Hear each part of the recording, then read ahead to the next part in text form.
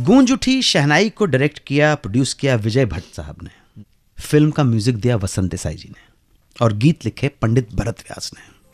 इस फिल्म के कलाकार थे राजेंद्र कुमार, अमिता IAS जौहर और अनीता गुहा। सब जानते हैं इस फिल्म की हीरोइन थी अनीता गुहा, लेकिन आपको बताना चाहूंगा अनीता गुहा से पहले ये फिल्म ऑफर हुई थी आशा पारिक जी को।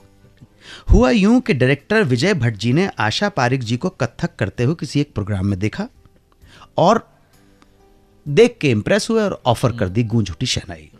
तब आशा बाई 16 साल की थी और उन्होंने ये शर्त भी रख दी कि फिल्म पूरी होने तक वो कोई और फिल्म नहीं करेंगी। आशा जी ने भी शर्त को मान लिया और यस कह दिया। लेकिन शूटिंग के पहले ही दिन 2-4 घंटे के बाद ही विजय भट्ट जी ने यह कहकर पैकअप करा दिया कि भाई कुछ गड़बड़ है, कुछ किसी वजह से कुछ दिनों के बाद शूटिंग करेंगे। आशा जी अपने घर चली गई। दिन गुजरते गए। जब भी आशा जी इंक्वायर करती कि शूटिंग कब शुरू होगी तो उधर से जवाब मिलता थोड़ा और वक्त लगेगा। इसी दौरान डायरेक्टर IAS जौहर साहब ने एक फिल्म डायरेक्ट की।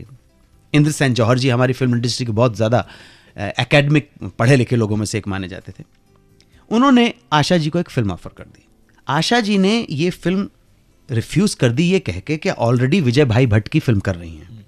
जौहर साहब ने पूछा, क्या तुम्हारा विजय भट्ट के साथ कोई रिटन कॉन्ट्रैक्ट है? आशा जी ने कहा, ऐसा कुछ नहीं है, लेकिन मैं अपनी ज़बान से पलट नहीं सकती। जौहर साहब चुप हो गए और चले गए। लेकिन उसके बाद आशा जी सोच में पड़ गई और वो सीधे विजय भट्ट के पास पहुंची और पूछा, भाई लेट क्यों हो रही है फिल्म? तो विजय भाई ने साफ साफ कह दिया कि आशा बुरा मत मानना, तुम्हारा चेहरा और कथक देखकर मुझे लगा था कि तुम एक अच्छी एक्ट्रेस हो, लेकिन मैं गलत था। मेरे ख्याल से तुम्हें एक्टिंग के कोर्स करने चाहिए और एक्टिंग सीख लेनी चाहिए। आशा पारिक अपने कानों पर विश्वास नहीं कर पा रही थी वो जो उन्होंने सुना। जमीन खिसक गई उनके पैरों से और मरता क्या ना करता, she didn't have any other option.